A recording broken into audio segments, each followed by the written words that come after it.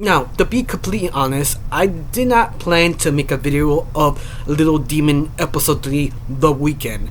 Because I thought it'd be more, I'd wait for the end of the season kind of situation, because the show is good, but I don't need to talk about each episode till I watch episode 3. Yeah, I was like, no, you kind of need to talk about almost each episode. Hopefully this is not recurring, I don't know, depends on the episode, but it is that good each episode. I probably will talk about it. Now, episode 3 had two different plots. The first plot is basically about Laura, like her day off, because Christy is with his dad and the underworld. But that's the interesting part. Laura is the type of character that she cannot take a break, or even that she believes she did not deserve a break because who she really was. Especially her next door neighbor, who dragged her out of her job appointment with this demon, who basically torturing and asking questions. Why are you here in this sort of small town? It doesn't make sense. That she started theorizing the demons are basically getting closer to Christy because her demonic abilities. But once again, that sort of theory that Laura makes up to make sense of sort of situation she really is. But I love it that her next door neighbor slash best friend drags her out of it, stop doing her work, start living her life because it's her day off and she doesn't want to. And that's the thing, it makes the series so interesting. It takes its time to focus on the character, understanding how broken they actually are, specifically Laura, because of her situation, that you think this sort of going to a club to relax her, take her out of her own mind, just have fun, sleep, screw with someone, and just go back to normal the next day. But no, it's something so interesting because of her, because she cannot connect. It's like she feels not worthy to connect, or doesn't want to, or doesn't know how to. The weirdest part is when she goes to the club, she was forced to go to the club, the only person she can connect is a serial killer. But I love it how Laura sort of noticed that the person who asked her out or gave her a drink was a serial killer just by looking at him, how he moved, how he twists his finger, that little detail that she is that sharp to read a person and knows this serial killer is a very dangerous person, but she is sort of turned on by him. It's almost like she only connect with monsters, only monsters.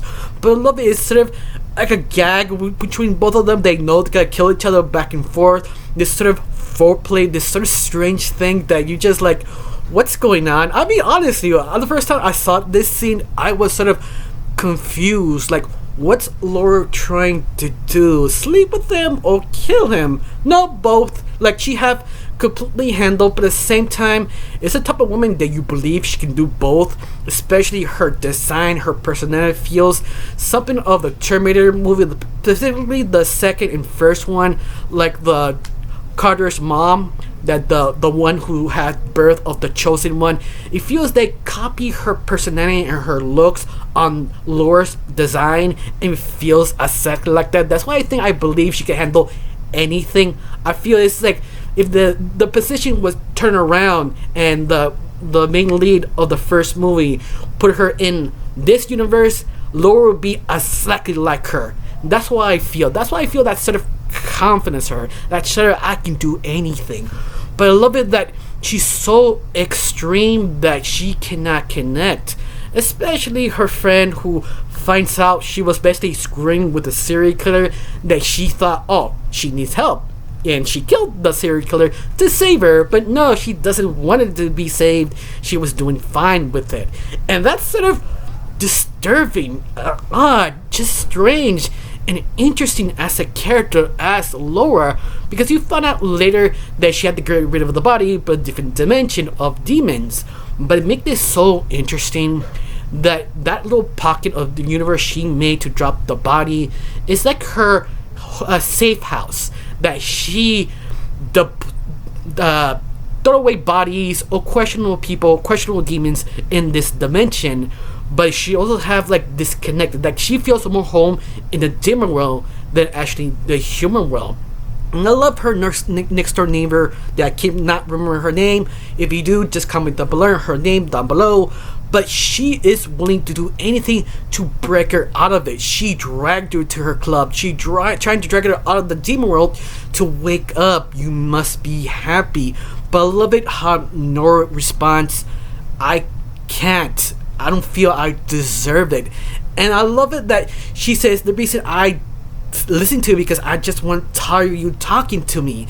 I just did it just to get away from you. And I love it, that sort of truth that Laura need her best friend to shake her out of it, become basically touch grass, in other words. I thought that's sort of interesting, especially with the things she became to survive, to protect her dad, to push Satan away. And once more, it's sort of a lot of layers to her. You just realize how screwed up Laura really is, and she needs therapy. I mean, usually action heroes or badasses do need a lot of therapy. She's the type of woman that probably she will not get therapy, doesn't matter who tells her. But luckily her friend or next door neighbor is just so stubborn, willing to have fun, and gladly she realized, yeah, maybe I need to have fun, maybe it had to be true. Especially her next door neighbor, she had to reveal some dark secrets about her just to convince Laura to be opening up for her, especially that demon that accidentally charged. If you've seen the episode, you know what I'm talking about. But part B of the storyline is Chrissy as her dad. That is also equally interesting because she went there to hang out with her dad just to connect. They went in a play, but the play was sort of a manipulation of a father to make a deal with her daughter, just to convince her, make the deal, let's switch bodies, let me take over. But I love that Chrissy is not a dumbass. She's pretty smart and clever. Like, no, I came here for you. I want to connect with my father, not the demon, you. But I love it is more interesting, Lucifer or the devil, that he has his own plans. He needs to make her, convince her to shake her hand and make the deal. Because in this show, they sort of show you why he kind of needs her, because he kind of screwed himself over creating her, because part of her energy is his energy. He doesn't have the full power. But what's more, that's sort of the, you could say, metaphor of life. Like, you give seed to your next child, give all your best qualities to that child, and now you weaker because you're old age, you give wisdom, but done a very interesting demonic way. Especially how Dan DeVito or the devil explains that, yeah, I have to do this. This is the demon well, not demon, angel way, because if you know the lore of the devil, he actually have angel. Oh, not angel, just a fallen angel, period. But all of that, that's sort of interesting, especially how the devil pushed Christy on this sort of questionable game, that game of just trying to survive 24 serial killers to kill her, just to convince her to use her demonic powers. The only way it works is to kind of force her, kind of put her sort of situation that is no win scenario. Only win if you lose your mind or lose your temperament, become the demon, appreciate what you are. But at the same time, how Chrissy points out, that's kind of fucked up. I mean, yeah, it's definitely. But at the same time, Chrissy is sort of special because she's half human, half angel, or half demon, whatever you prefer. But at the same time, you need to different kind of care for that type of child. And the devil, how he treats her as a sort of object, like he wants her become him. He needs to, because if not, he's gonna die. But once more, you don't know how much that is truth. And I love Christy keep kind of coming off like, stop the BS. I don't care about the demonic powers. I don't care the situation or we are now. I want my father. I want one-on-one, a conversation, a real thing. But I think the devil doesn't know how to do that. Like, you have moments that he sort of realize he sort of screwed up, but at the same time he's not completely wrong, because what the nature he really is. And that's sort of complication, that your daughter is not you, even that half of you is on her own DNA, in other words.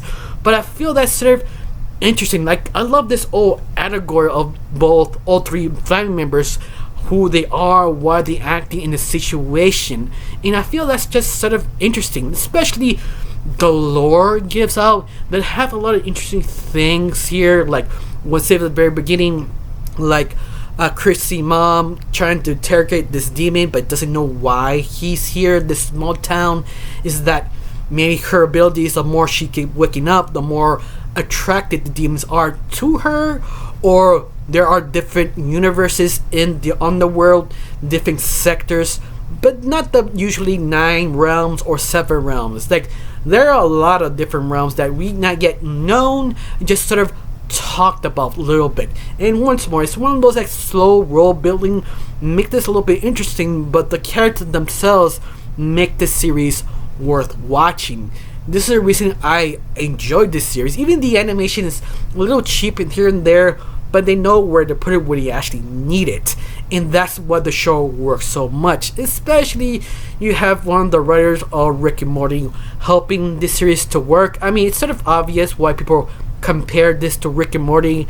In there are moments you can see, yeah, I can see why, but at the same time, not really, because this series are not nothing of the universe of Rick and Morty.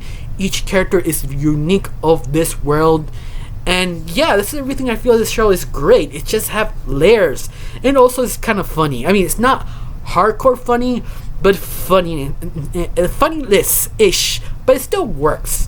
Now, how you felt about the episode, you like it, do you hate it, tell me down below, let me know. Honestly, I got nothing else to say, just thanks for watching, don't forget to subscribe, and have a wonderful day. Bye.